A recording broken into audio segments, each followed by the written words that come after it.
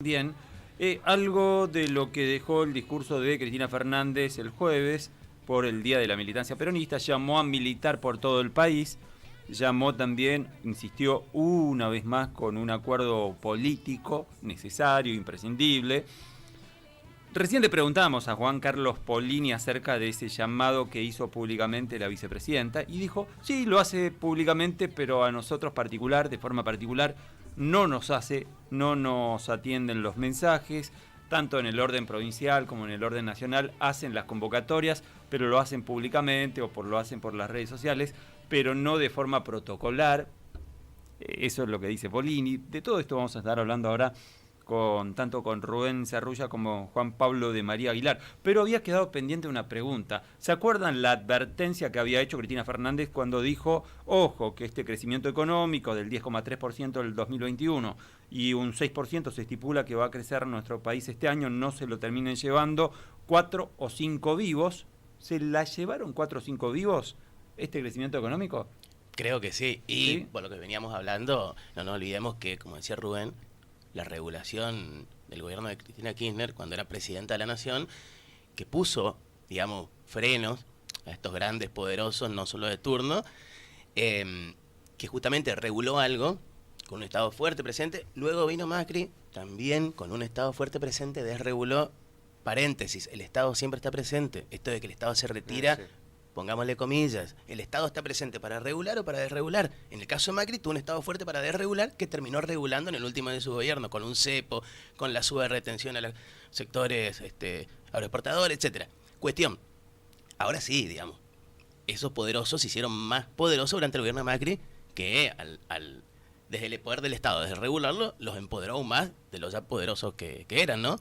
Y también otra cosa, esa concentración en pocas manos, que no evita el crecimiento económico. Porque en este sentido me acuerdo lo que viene planteando un liberal filoperonista, por llamarlo de alguna manera, Carlos Maslatón, que todo el tiempo dice bull market, bullish, la economía está en alza, está creciendo. Pero claro, la economía está creciendo y vos, Rubén, podés hablar mucho más y mejor que yo de esto. Ahora, lo que está faltando al crecimiento económico es redistribución más equitativa de los recursos, las riquezas. Sí, sí, exactamente. De hecho venimos creciendo a aproximadamente un 6,4%, digamos. O sea, lo cual es mucho más de lo que preveíamos. De hecho, preveíamos que íbamos a crecer en un 4% y estamos arriba del 6,4%. Y con una baja del desempleo también. El tema es, ahí Ahora, yo te puedo contraponer, Rubén, el tema es que vos tenés un empleo y no es garantía para escaparle a la pobreza, porque hay un fenómeno que la propia Cristina había marcado en su momento, que hay salarios de pobreza, trabajadores que son pobres, el nuevo fenómeno, o un fenómeno que se va incrementando. Y por otro lado, estamos creciendo, pero no estamos siendo como Chile, en donde los números macro le daban muy bien, había crecimiento económico, pero la gente la pasaba mal. ¿Vos estás planteando una chilenización de la Argentina, Robert? Sí, pero claro, ¿no se está dando eso? Sí, se está dando.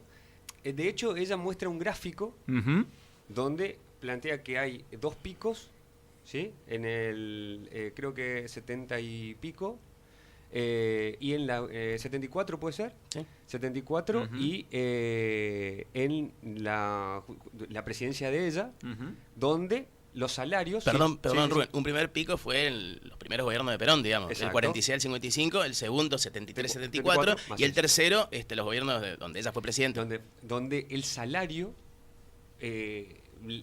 o sea, ocupaban una gran porción del Producto Bruto Interno. Y esto es algo clave. El famoso 50-50, ¿no? Sí, claro, exactamente. Ni siquiera 50-50, porque estábamos por encima. El salario estaba por encima. Entonces, ¿qué pasa? Ahora vos te pones a pensar, y fíjate, uno de los datos que plantea, bueno, el Centro de Economía Política Argentina, CEPA, lo que hizo fue mirar el tema de la productividad y asociarla con el tema de los salarios, y fíjate que desde el último trimestre del 2019 hasta la actualidad, la productividad laboral por puesto subió 14%. Mientras que los ingresos reales de los asalariados solo mejoraron un 2%. ¿Eso qué quiere decir? Que casi un poquitito más del 83% de la mejora de la productividad laboral de estos últimos 3 años se lo quedaron las empresas. ¿Sí? Más de 83%. Entonces, ahí está el problema de la distribución. Se están quedando unos pocos, ¿sí? Unas pocas empresas con la productividad laboral de los trabajadores. Bueno, no faltó la mano del gobierno nacional ahí para decir, che, mirá, nosotros tenemos que regular para que esta riqueza no se la lleven estos 4 o 5 vivos. ¿No debió haber hecho otra cosa el gobierno de Alberto Fernández? Y si pensamos de manera contrafáctica, sí, porque lo que yo veo, contrafácticamente hablando, es justamente esto, una debilidad del Estado Nacional, del gobierno nacional, para regular con más fuerza, con más intervencionismo a los grandes poderes concentrados. Eso no ocurre. No nos olvidemos también que en ese sentido, una última cosita, Robert, el presidente de la nación, que todo el tiempo plantea el diálogo, es dialoguista, eso llegó a un límite al punto de que con mucho diálogo y mucha buena onda y dialoguemos, te pasan por encima. Es más, es lo que viene mostrando. Claro. Lo que decía Rubén, se ha concentrado más la riqueza en pocas manos. O sea, ¿se pasó de dialoguista Alberto Fernández? Sí, a mí me parece que sí. Ajá. A mí me parece que no, que realmente estos poderes le encontraron la beta. ¿Entendés? ¿Le encontraron la beta a Alberto Fernández o Alberto Fernández vino a hacer esto? Fue colocado por estos poderes para justamente que sea defensor de los intereses de este poder económico. No coincido. Voy a hacer un poco más. No, estoy preguntando. Sí. Pero no coincido en eso porque fíjate que en todas las presidencias pasa lo mismo. Hasta con Mauricio Macri pasó con estos poderes concentrados de las productores de alimentos. De hecho, venían ganando y cuando empezaron a perder, empezaron a hacerle un boicot, digamos. Entonces, el problema es estructural, Roberto. Yo creo que el problema de la inflación, así como el problema de la inflación es estructural, el problema de la concentración también es estructural. Entonces, por eso es que uno tiene que plantear reformas estructurales. Yo hablaba reforma de la ley de entidades financieras, una reforma impositiva general. De hecho, esta regulación de la fuga de capitales. Tenemos mucha, la democratización de la justicia y ingreso a este tema porque Cristina también habló de esto. Dice, si uno se pone a analizar el último dato de la inflación que dio 6,3%, si uno se pone a analizar una de los que más aumentaron, de las partidas que más aumentaron, fue el de telecomunicaciones.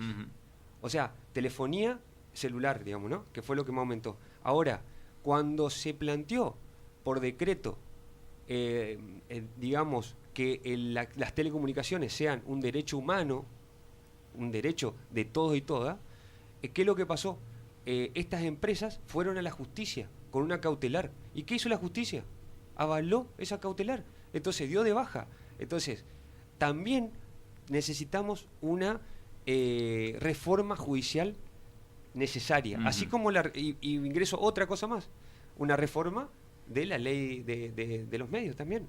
Porque sin reforma judicial y de medios no hay reforma económica posible. Es así. El tema es, ¿está el contexto dado para que esas reformas que plantea Rubén se puedan dar en el actual gobierno, un gobierno ya que está más cerca del final, que de la continuidad se puede dar? ¿O hay que esperar un resultado positivo, favorable en lo electoral para el oficialismo el año que viene, tal vez con Cristina como candidata, para recién ahí llevar adelante estas reformas? Creo que están dadas las condiciones para seguir luchando, militando por eso, haciendo lo posible desde los distintos sectores para trabajar mancomunadamente en pos de esto que decís, Robert. Ahora, para que se dé en el corto plazo, no. Creo que no, siendo realista, políticamente hablando, no. Pero no podemos dejar de lado esas luchas, porque justamente no solo por un pasado reciente, sino pensando en el bienestar del pueblo argentino, que es justamente, siendo lo que decía Rubén, la justicia, la Corte Suprema de Justicia, falló en contra de los intereses del pueblo argentino al anular este decreto del Ejecutivo Nacional que establecía poner un límite a las tarifas de telecomunicaciones. La Corte tira abajo eso, y ¿qué hacen las corporaciones de telecomunicaciones? Subieron las tarifas. Entonces ahí está haciendo política de esa manera la Corte Suprema, atentando contra los intereses de las mayorías.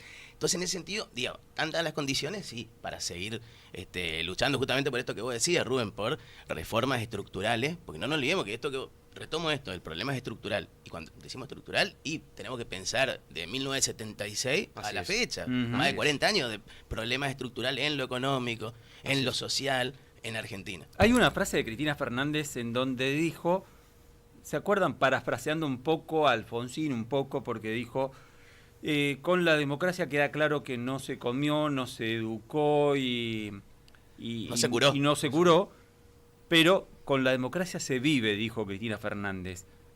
¿No le está faltando eso a la democracia?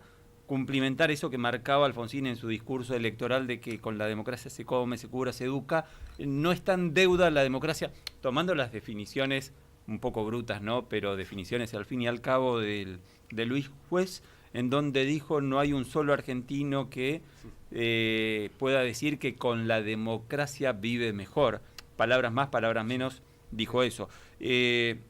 No, por supuesto que nadie comparte esa definición de Luis Juez, pero en cierta parte, en el trasfondo, no se puede tomar que la democracia está en deuda, el sistema democrático, ¿no? Porque queda claro que el sistema democrático todo el mundo lo avala, lo defiende y está bien que así sea, pero los gobiernos democráticos no están en deuda con resolver esas demandas que son básicas de la gente. Sí, yo creo que ante todo tenemos que fortalecer la democracia. Uh-huh. Eh, ¿Y cómo se fortalece la democracia? ¿No se fortalece con mejorando la calidad de vida de las personas? sí, por supuesto. Uh-huh. Los derechos humanos, Uh-huh. los derechos humanos, y por eso planteo lo de la reforma de la justicia, por eso planteo lo de la reforma de los medios, que operan todo el tiempo contra la democracia. Podemos ver todo el tiempo, y no solamente en lo social, ¿no? Porque con los discursos de odio, con los discursos del negacionismo, tratan de instalar esto de vuelta, ¿no? Pero también con esto del dólar blue, por ejemplo, que siempre digo, ¿no? Cuando el dólar blue aumentaba, todos los medios, y sobre todo los corporativos, bueno, lo habrán visto en La Nación, Sí, más, claro. La Nación más era todo el tiempo, pero todo el tiempo urgente, el dólar blue aumentó más. Ahora, ¿qué hacía eso? Eso permitía que los remarcadores especulen y remarquen precio teniendo en cuenta este dólar ilegal, digamos. Ahora, cuando bajó el dólar blue, desapareció de todos lados. Uh-huh. ¿Por qué? Porque eso hizo, o sea, como estos remarcadores aumentan los precios solamente cuando el dólar blue aumenta. Claro, cuando baja no desaparecieron. baja. No bajan Claro, los precios. no baja. Entonces ahí vos tenés una cuestión de la democracia. ¿Por qué? Pero ¿te Porque acordás las críticas que recibí yo por colocar en mi Facebook una crítica para Diario Norte que había publicado en tapa Claro. la disparada del dólar blue? Sí. Y cuando bajó el dólar blue no lo colocó No, en, no lo en colocó. la tapa, mucho menos en título, en una especie de tipología catástrofe que había titulado Diario Norte. Sí.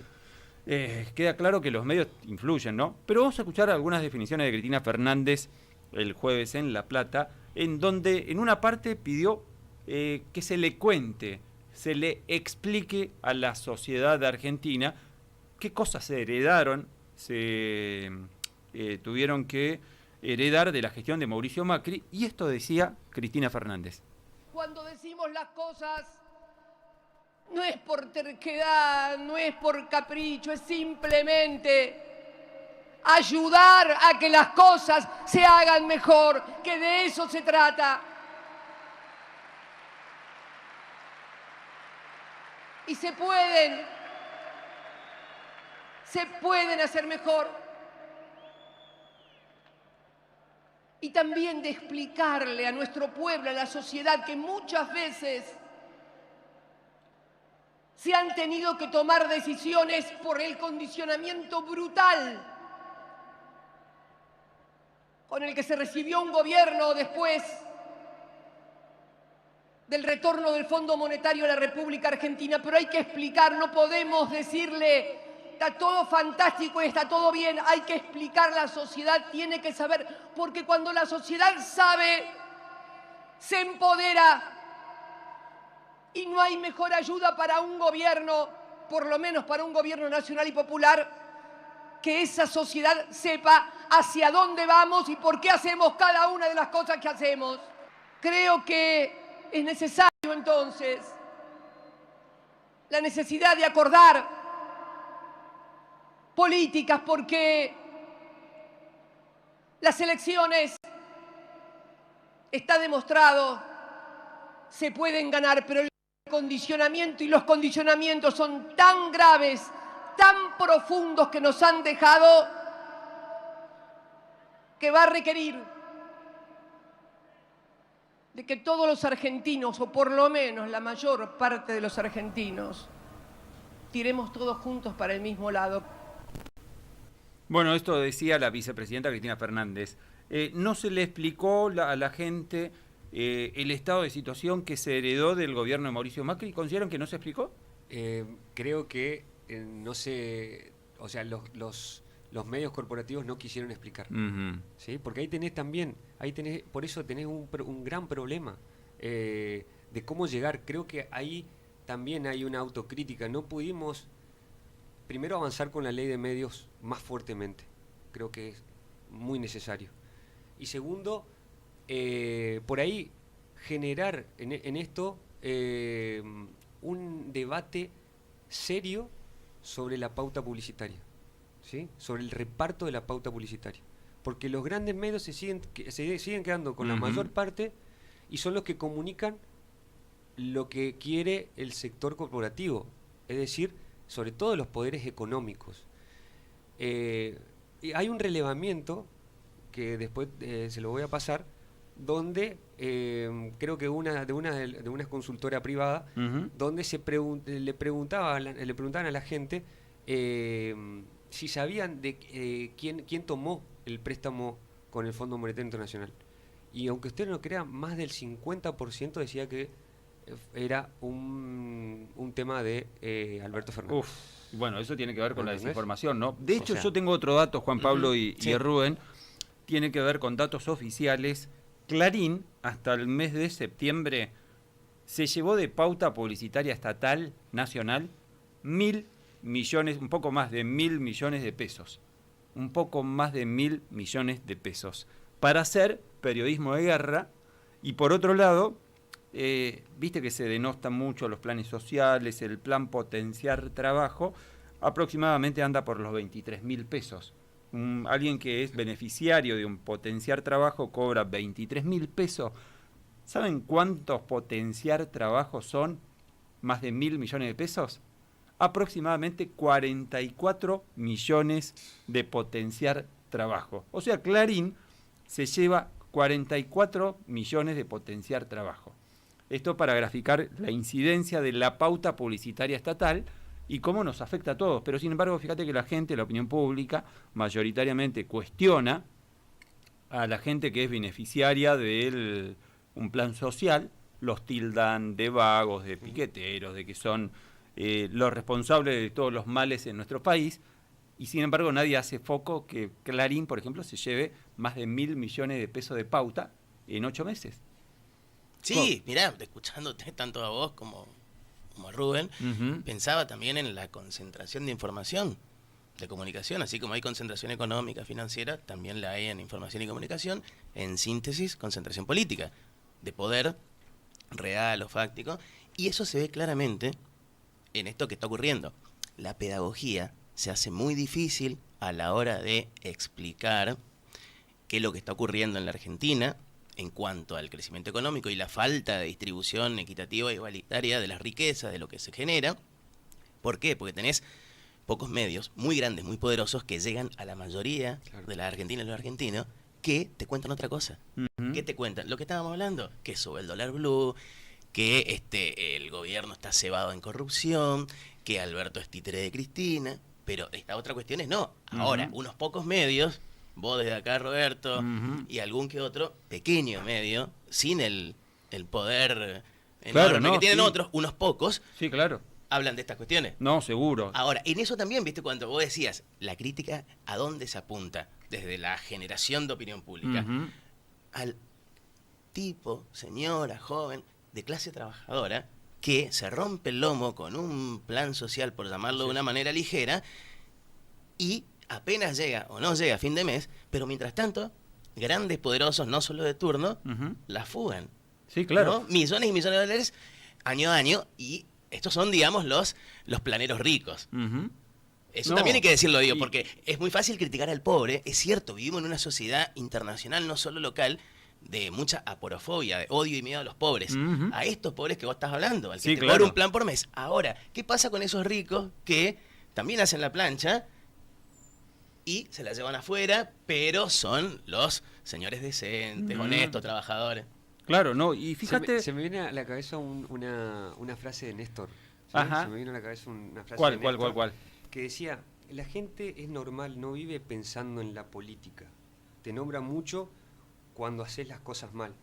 Yo quiero que el fin de semana la gente haga un asadito en su casa, tranquilamente, porque tiene trabajo y vive cada día un poquito mejor y ni se acuerda de mí.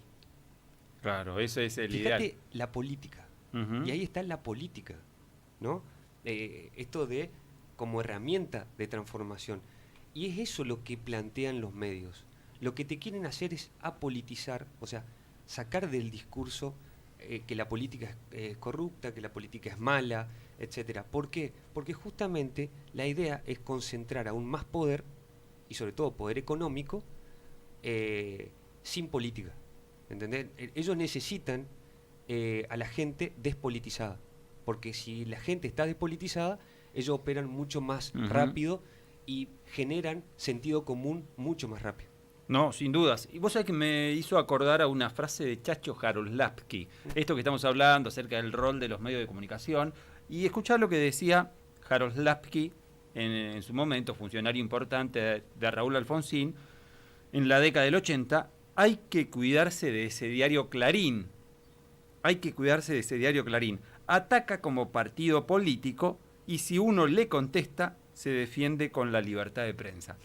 Eso decía Chacho Sí, Jaroslavsky. y lo repetía Robert, lo repetía Néstor Kirchner, Ujú. cuando fue presidente, y tiempo después, ya cuando Cristina era presidenta, decía esto justamente, que decía Jaroslavsky: cuidado con Clarín, porque ataca como partido político, se defiende con la libertad de expresión, Ujú. y lo sigue haciendo, ojo, Ujú. porque también es cierto que Clarín empieza a amasar poder político, no solo económico, político con la última dictadura cívico-militar, cuando se quedan con papel prensa. Vos Ujú. estás sabiendo más de esto, que Sí. estás en comunicación, Sí. periodismo. Ahora, en los 80 siguieron incrementando poder al punto que Leopoldo Moró había comentado un momento cuando era parte ahí de la mesa chica con el presidente Raúl Alfonsín, esto de que Mañeto le supo decir que Alfonsín era un estorbo Claro.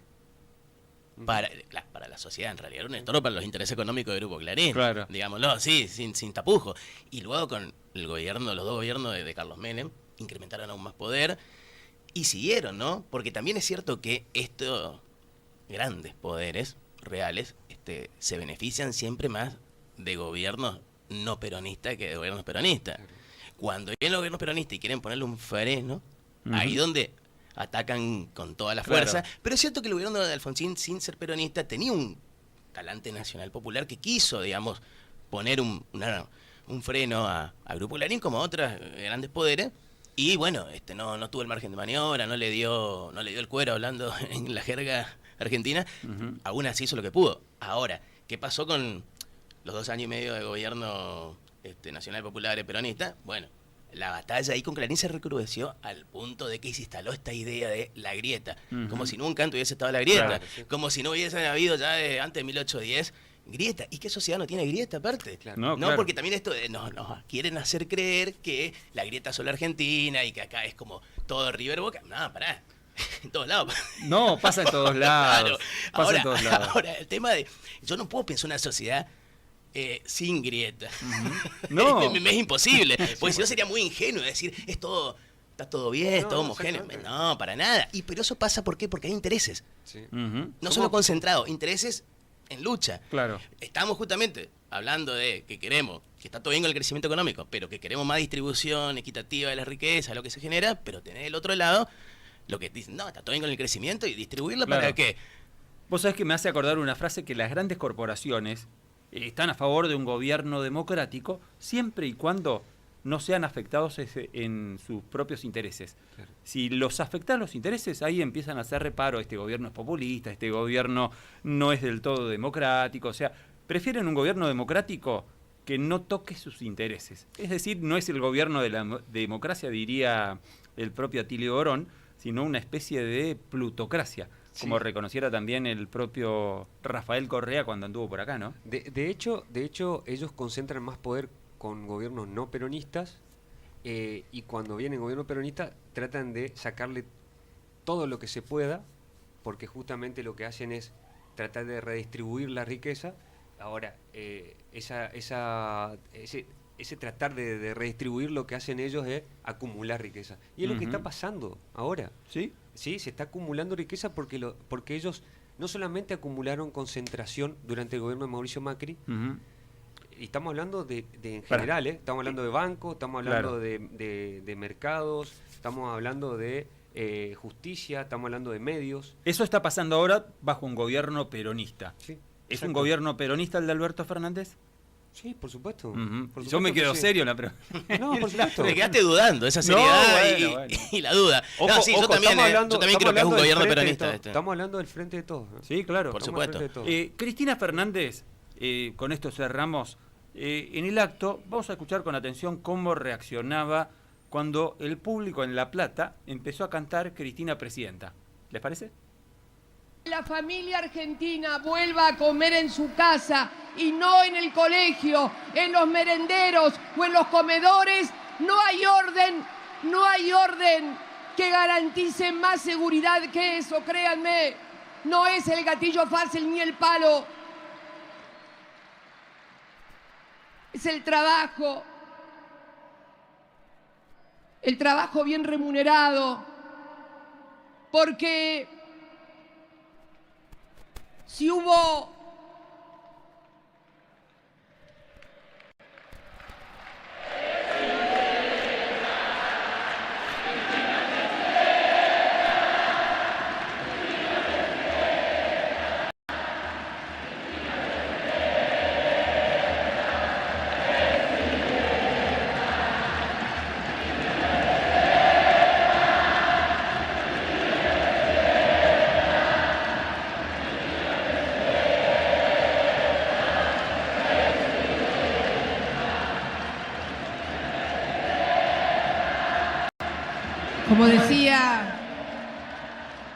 como decía el general, todo en su medida y armoniosamente.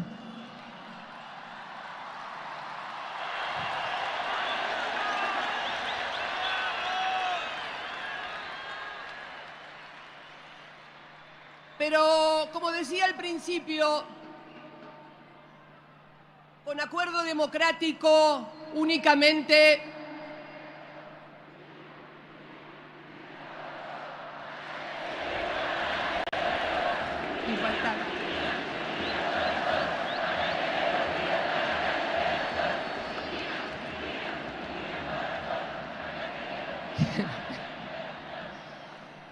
Dios mío. También nos extrañaba a ustedes.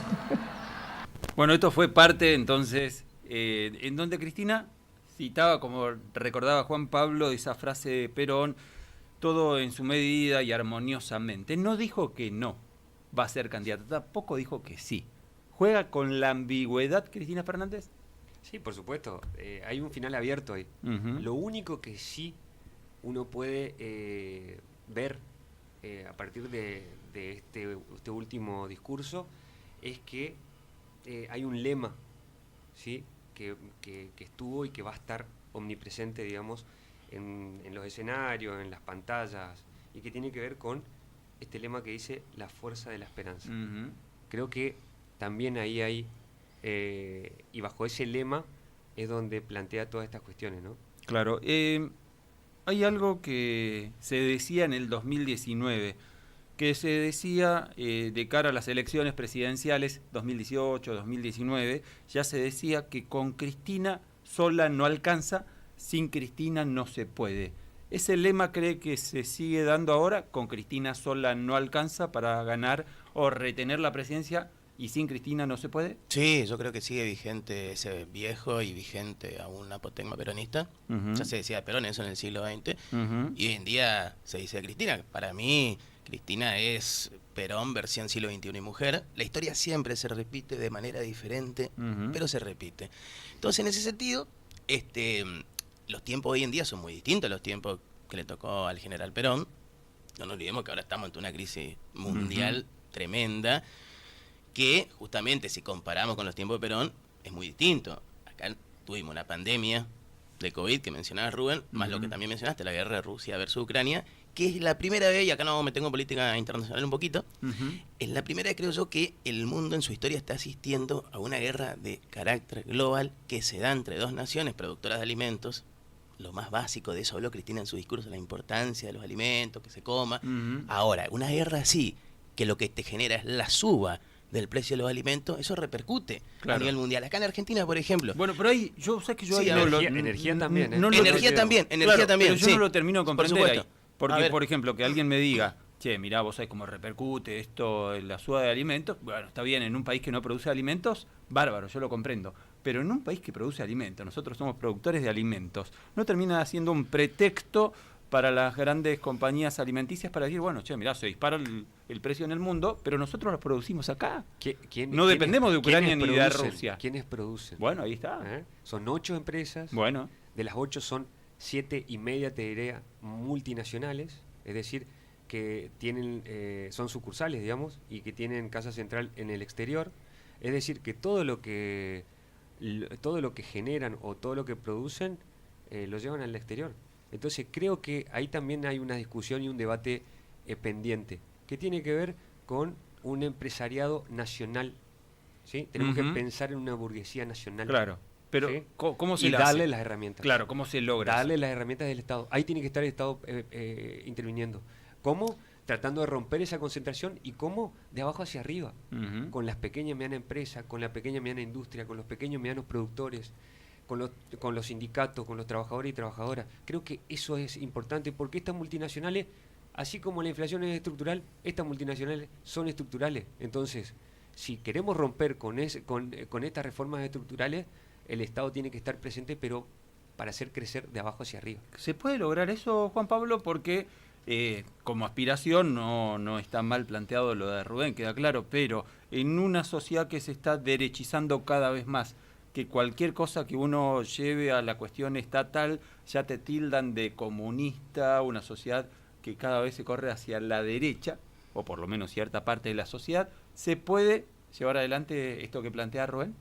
Y yo lo veo justamente como algo que tiene que ver con la esperanza, con la fuerza de la esperanza, justamente porque no podemos resignar estas banderas de lucha que nos constituyen no solo como personas, sino políticamente, como parte de un proyecto político, social de mayorías, peronismo acá en Argentina, que justamente trabajó desde sus inicios hasta la fecha para llevar adelante esto, por supuesto, según las condiciones de cada contexto que le tocó gobernar.